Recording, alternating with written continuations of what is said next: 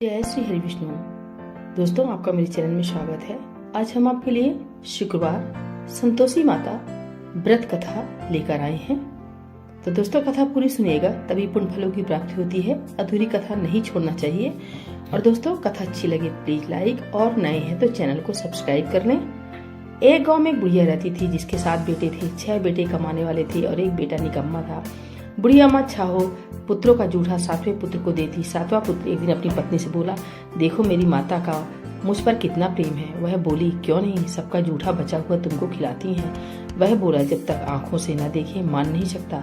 पत्नी ने हंसकर कहा, देख लोगे तब तो मानोगे। कुछ दिन बाद एक बड़ा त्योहार आया। घर में 7 प्रकार के भोजन और चूरमा के लड्डू बने। वह पत्नी की बात को जांचने के लिए सिर दर्द का बहाना बनाकर पतला कपड़ा सिर पर ओढ़कर रसोई में जाकर सो गया और कपड़े में से सब दिखता रहा। छाओ भाई भोजन करने आए। उसने देखा माँ ने उनके लिए सुंदर सुंदर आसन बिछाए, 7 प्रकार की रसोई परोसी और आग्रह करके उन्हें भोजन कराती रही। वह देखता रहा। छाओ भाई भोजन कर उठे, तब माँ ने उनकी 5 थालियों में से लड्डुओं के टुकड़ों को उठाया और एक लड्डू बनाया। जूठा साफ कर माँ ने उसे पुकारा, उठ बेटा उठ, तेरे भाइयों ने भोजन कर लिया, तू भी उठ कर भोजन कर ले। उसने कहा, माँ मुझे भोजन नहीं करना, मैं परदेश जा रहा हूँ। माता ने कहा, कल जाना हो तो आज ही जा। वह बोला, हाँ हाँ जा रहा हूँ। यह कहकर वह घर से निकल गया। चलते समय उसे पत्नी की याद आई। वह गौशाला में कंडे थाप रही थी। वहां जाकर वह बोला, मेरे पास तो कुछ नहीं है, यह अंगूठी है सो ले लो और अपनी कोई निशानी मुझे दे दो। वह बोली, मेरे पास क्या है, यह गोबर भरा हाथ है। यह कहकर पत्नी ने उसकी पीठ पर गोबर के हाथ की थाप मार दी। वह चल दिया। चलते चलते दूर देश में पहुंचा। वहां एक साहूकार की दुकान थी। वहां जाकर बोला, सेठ जी मुझे नौकरी पर रख लो। साहूकार को नौकर की सख्त जरूरत थी। साहूकार ने कहा, काम देखकर तनख्वाह मिलेगी। उसने कहा, सेठ जी जैसा आप ठीक समझे। उसे साहूकार के यहाँ नौकरी मिल गई। वह वहाँ दिन रात काम करने लगा। कुछ दिन में दुकान का लेन देन, हिसाब किताब, ग्राहकों को माल बेचना, सारा काम करने लगा। साहूकार के साथ 8 नौकर थे। वे सब चक्कर खाने लगे, लेकिन उसने अपनी लगन, परिश्रम और ईमानदारी से सभी को पीछे छोड़ दिया। उसे अपने किए का फल मिला। सेठ ने भी उसका काम देखा और 3 महीने में ही उसे मुनाफे में साझेदार बना लिया। परिश्रम करते करते 12 वर्ष में ही वह नगर का नामी सेठ बन गया और सेठ अपना सारा कारोबार उस पर छोड़कर बाहर चला गया। इधर उसकी पत्नी पर क्या बीती वह सुने। सास ससुर उसे दुख देने लगे। गृहस्थी का काम करवाकर उसे लकड़ी लेने जंगल में भेजते। इस बीच घर की रोटियों के आटे से जो भूसी निकलती उसकी रोटी बनाकर रख दी जाती और फूटे नारियल की नरेली में पानी दिया जाता। इस तरह दिन बीतते रहे। एक दिन वह जब जंगल में लकड़ी लेने जा रही थी, तब उसे रास्ते में बहुत सी स्त्रियां संतोषी माता का व्रत करती दिखाई दी। वह यहाँ खड़ी होकर पूछने लगी, बहनों यह तुम किस देवता का व्रत करती हो, किसके करने से क्या फल मिलता है, इस व्रत के करने की क्या विधि है। यदि तुम अपने इस व्रत का विधान मुझे समझाकर कहोगी तो मैं तुम्हारा बड़ा एहसान मानूंगी। उनमें से एक स्त्री बोली, सुनो यह संतोषी माता का व्रत है। इसके करने से निर्धनता, दरिद्रता का नाश होता है, लक्ष्मी आती है, मन की चिंताएं दूर होती है, मन को प्रसन्नता और शांति मिलती है, निपुति को पुत्र मिलता है, प्रीतम बाहर गया हो तो वह शीघ्र लौट आता है, कुमारी को कन्या को मन पसंद वर मिलता है, चलता मुकदमा खत्म हो जाता है, ग्रह क्लेश की निवृत्ति हो, सुख शांति होती है, घर में धन जमा हो, धन जायदाद का लाभ होता है तथा और जो भी मन में कुछ कामना हो सब संतोषी माता की कृपा से पूरी हो जाती, इसमें संदेह नहीं है। वह पूछने लगी, यह व्रत कैसे किया जाता है, यह भी बताओ तो बड़ी कृपा होगी। वह स्त्री कहने लगी, बिना परेशानी, श्रद्धा और प्रेम से जितना भी बन सके प्रसाद लेना। 5.25 पैसे से 5.25 आने तक, इससे भी ज्यादा शक्ति और भक्ति के अनुसार गुड़ और चना लें। हर शुक्रवार को निराहार रहकर कथा कहना सुनना। इसके ओम बीज कम नहीं टूटे। लगातार नियम पालन के करना। सुनने वाला कोई ना मिले तो घी का दीपक जलाकर उसके आगे जल के पात्र को रख कथा कहना, परंतु नियम न टूटे। जब तक कार्य सिद्ध न हो नियम पालन करना और कार्य सिद्ध हो जाने पर व्रत का उद्यापन करना। 3 मास में माता पूरा फल प्रदान करती हैं। यदि किसी के ग्रह खोटे हैं तो भी माता 1 वर्ष में अवश्य उनको अनुकूल करती हैं।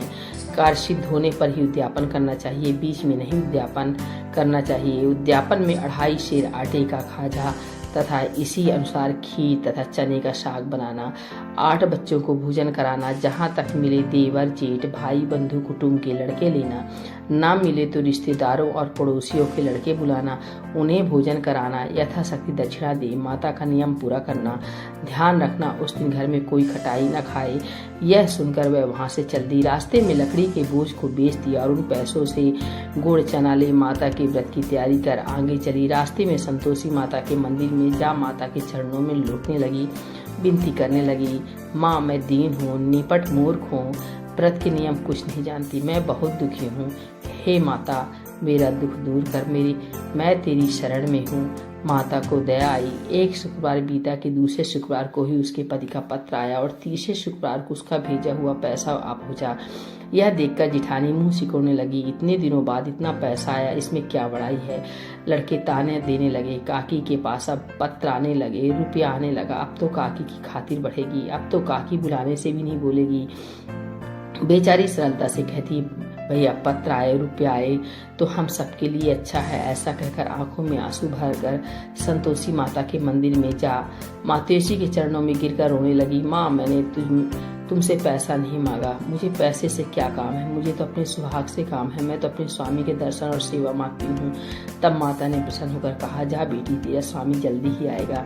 यह सुन खुशी से बावली हो वह घर आकर काम करने लगी। संतोषी माँ विचार करने लगी, इस भोली पुत्री से मैंने कह तो दिया कि तेरा पति शीघ्र आएगा, पर आएगा कहाँ से, वह तो इसे सपने में भी याद नहीं करता। उसे इसकी याद दिलाने तो मुझे ही जाना पड़ेगा। संतोषी माता ने उस बुढ़िया के बेटे को सपने में समझाया, पुत्र तेरी घरवाली कष्ट उठा रही है।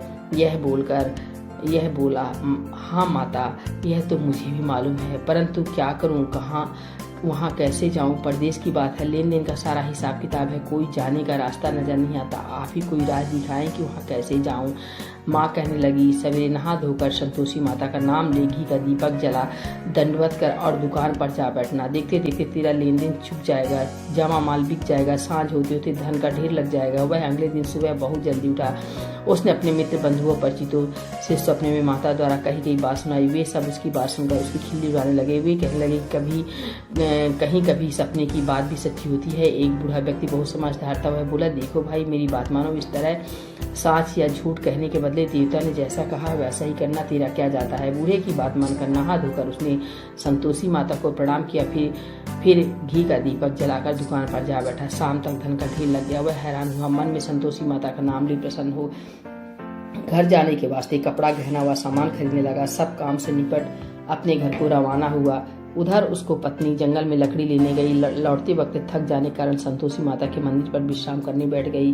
यह तो उसका रोज रुकने का स्थान था। धूल उड़ती देख उसने माता से पूछा, हे माता धूल कैसे उड़ रही है। माँ ने कहा, हे पुत्री तेरे पति आ रहा है, अब तू ऐसा कर, लकड़ियों के 3 बोझ बना, एक नदी के किनारे रख, दूसरा मेरे मंदिर पर और तीसरा अपने सिर पर रखकर तेरे पति को लकड़ी का गट्ठा देखकर मोह पैदा होगा, यह वहाँ रुकेगा, नाश्ता पानी बना खाकर माँ से मिलने जाएगा। तू लकड़ी का बोझ उठाकर जाना और बीच चौक में गड्ढा डालकर 3 आवाजें जोर से लगाना, ओ लो सासू जी लकड़ियों का गट्ठा लो, भूसी की रोटी दो, नारियल के खोपड़े में पानी दो, आज कौन मेहमान आया है। संतोषी माँ की बात सुनकर वह बहुत अच्छा माँ कहकर प्रसन्न मन से लकड़ियों के 3 बोझ बना लाई। एक नदी के तट पर, दूसरा माता के मंदिर पर रखा। इतने में ही मुसाफिर वहाँ आ पहुंचा। सूखी लकड़ी देख उसको इच्छा हुई कि अब यही विश्राम कर ले और भोजन बनाकर खा पीकर गाँव चले। इस प्रकार भोजन कर विश्राम कर वह अपने गांव में आ गया। उसी समय बहुत सिर पर लकड़ी का गट्ठा लिए आई। उसने गट्ठा को आंगन में डाल जोर से 3 आवाजें दी, लो सासू जी लकड़ी का गट्ठा लो, भूसी की रोटी दो, नारियल के खोपर में पानी दो, आज कौन मेहमान आया है। यह सुनकर सास ने अपने दिए हुए कष्टों को भुलाने के लिए कहा, बहू तू ऐसा क्यों कहती है, तेरा मालिक ही तो आया है, बैठ मीठा भात खाकर कपड़े गहने पहन। पत्नी की आवाज़ सुनकर उसका स्वामी बाहर आया और उसके हाथ में पहनी अंगूठी देख व्याकुल हो गया। उसने माँ से पूछा, माया कौन है। माँ बोली, बेटा तेरी पत्नी है, आज 12 वर्ष हो गए हैं जब से तू गया, तब से सारे गाँव में जानवर की तरह भटकती फिरती है, काम काज कुछ नहीं करती, 4 समय आकर खा जाती है। अब मुझे देखकर भूसी की रोटी और नारियल के खोपरे में पानी मांगती हुआ है। बोला, माँ मैंने इसे भी देखा है और तुम्हें भी, मुझे दूसरे घर की चाबी दो, मैं उसमें रहूंगा। ठीक है बेटा, जैसी तेरी मर्जी, कहकर माँ ने चाबी का गुच्छा बेटी के सामने रख दिया। उसने दूसरे घर को खोलकर सारा सामान जमाया। एक ही दिन में वह राजा के महल जैसा ठाट बाट बन गया। अब क्या था, वह सुख भोगने लगी। अगला शुक्रवार उसने पति से कहा, मुझे संतोषी माता को उद्यापन करना है। पति बोला, बहुत अच्छा है, खुशी से कर लो। वह उद्यापन की तैयारी करने लगी। जेठ के लड़कों को भोजन के लिए कहने गई। उन्होंने मंजूर किया, परंतु पीछे से जेठानी ने अपने बच्चों को सिखला दिया, देखो रे, भोजन के समय सब लोग खटाई मांगना जिससे उसका उद्यापन पूरा न हो। लड़के भोजन करने आए, खीर पेट भर कर खाई, परंतु बात याद आती कहने लगे, हमें कुछ खटाई खाने को दो, खीर खाना हमें भात नहीं है, देख अरुचि होती है। लड़के उठ खड़े हुए, बोले, पैसा लाओ। भोली बहू कुछ जानती न थी, उसने उन्हें पैसे दे दिए। लड़कों ने बाजार जाकर उन पैसों से इमली खरीदी और खाई। यह देखकर बहू पर माता जी ने कोप किया। राजा के दूत उसके पद को पकड़ कर ले गए। अब सब मालूम हो जाएगा जब जेल की रोटी खाएगा। बहू से वचन सहन नहीं हुए। वह संतोषी माता के मंदिर में गई और कहने लगी, माता तुमने क्या किया? हंस आकर क्यों रुलाने लगी? माता बोली, पुत्र तूने मेरा व्रत भंग किया है, इतनी जल्दी सब बातें भुला दी। वह बोली, माता भूली तो नहीं हूं, ना कुछ अपराध किया है, मुझको तो लड़कों ने भूल डाल दिया, मुझे क्षमा करो माँ। माँ बोली, ऐसी भूल भी कहीं होती है? वह बोली, अब कोई भूल नहीं होगी, अब बताओ मेरे पति कैसे आएंगे? माँ बोली, पुत्री जा, तेरा पति तुझे रास्ते में ही आता मिलेगा। वह मंदिर से निकलकर बाहर आई तो रास्ते में से अपना पति आता हुआ मिला। उसने पूछा, कहाँ गए थे? वह बोला, इतना धन जो कमाया है उसका कर राजा ने मांगा तो वह भरने गया था। वह प्रसन्न होकर बोली, भला हुआ, आप घर चलो। फिर अगला शुक्रवार आया। वह बोली, मुझे माता को उद्यापन करना है। पत्नी कहा, ठीक है, करो। वह फिर जेठ के लड़कों से भोजन को कहने गई। जेठानी ने लड़कों को सिखा दिया कि तुम पहले ही खटाई मांगना। लड़के भोजन करने बैठे, लेकिन भोजन करने से पहले ही कहने लगे, हमें खीर पूरी नहीं भाती, जी बिगड़ता है, कुछ खटाई खाने को दो। वह बोली, खटाई खाने को नहीं मिलेगी, खाना हो तो खाओ। उनके उठकर चले जाने पर उसने ब्राह्मणों के लड़के बुलाकर भोजन करवाया। दक्षिणा की जगह उन्हें एक एक फल दिया। इससे संतोषी माता प्रसन्न हो गई। माता की कृपा से 9 माह बाद उसको चंद्रमा के समान एक सुंदर पुत्र प्राप्त हुआ। पुत्र को लेकर वह प्रतिदिन संतोषी माता के मंदिर में जाने लगी। माँ ने सोचा कि रोज आती है, आज क्यों ना मैं ही इसके घर चलूं, इसका आशा देखूं तो सही। यह है विचार कर माता ने भयानक रूप बनाया। गुड़ और चने से सना मुख, ऊपर से मुंड के समान होंठ, उस पर मक्खियां भिनभिना रही थी। दहलीज में पैर रखते उसकी सांस चिल्लाई, देखो रे, कोई चुड़ैल डाकिनी चली आ रही है, लड़कों इसे भगाओ नहीं तो सबको खा जाएगी। बहू रोशन्ना से देख रही थी। वह प्रसन्न हो उठी, आज मेरी माता मेरे घर आई हैं। यह कहकर दूध पीते बच्चे को गोद उतार दिया। इस पर उसको सास क्रोध में भरकर बोली, अरे राण, इसे देखकर कैसी उतावली हुई है जो बच्चे को पटक दिया। इतने में माँ के प्रताप से जहाँ देखो वहाँ लड़के नजर आने लगे। वह बोली, माँ जी, मैं जिनका व्रत करती हूँ यह वही संतोषी माता है। इतना कह उसने झट से घर के सारे किवाड़ खोल दिए। सबने माता के चरण पकड़ लिए और विनती करने लगी, हे माता, हम मूर्ख या अज्ञानी हैं, तुम्हारे व्रत की विधि हम नहीं जानते, तुम्हारा व्रत भंग कर हमने बड़ा अपराध किया है। हे माता, आप हमारे अपराधों को क्षमा करो। इस प्रकार बार बार कहने पर संतोषी माता प्रसन्न हुई। इसके बाद उसकी सास कहने लगी, हे संतोषी माता, आपने बहू को जैसा फल दिया वैसा सबको देना। जो है कथा सुने या पढ़े उसका मनोरथ पूर्ण करना। बोलिए संतोषी माता की जय।